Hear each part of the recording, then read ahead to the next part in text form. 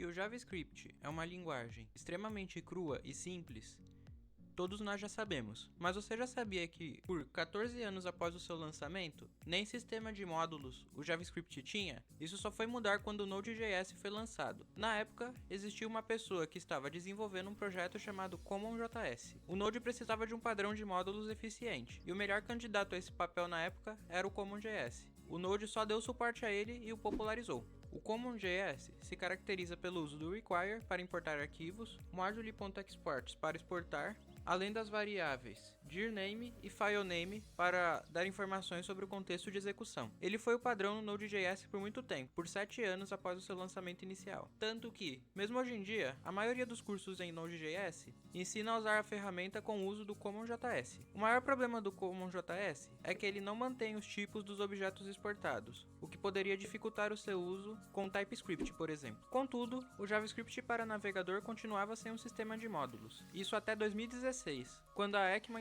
International, empresa responsável pelo JavaScript, criou o ESM, ou ECMAScript Modules, um sistema de módulos exclusivamente para uso no navegador. Ele utiliza import para importar arquivos, export para exportar arquivos e import.meta para dar informações sobre o contexto de execução. Ele é mais rápido, mais padronizado e mais eficiente no geral. E diferente do CommonJS, facilita o uso com tipagem forte, já que o tipo dos objetos não se perdem entre as importações. Porém, o suporte definitivo para ESM no Node.js só veio em 2020. A não ser que você esteja usando Babel ou algum transpilador de JavaScript dentro de um framework, misturar a sintaxe dos dois módulos no mesmo arquivo pode causar erros, como utilizar dirname e import no mesmo arquivo, por exemplo. O TypeScript também oferece uma opção para permitir as duas sintaxes no mesmo arquivo, ESModule interop. Ainda assim, o ideal é você utilizar apenas ESM se está programando em JavaScript atualmente. O CommonJS só existe agora por razões de compatibilidade, e o JavaScript só tem se tornado uma linguagem confiável e robusta na última década.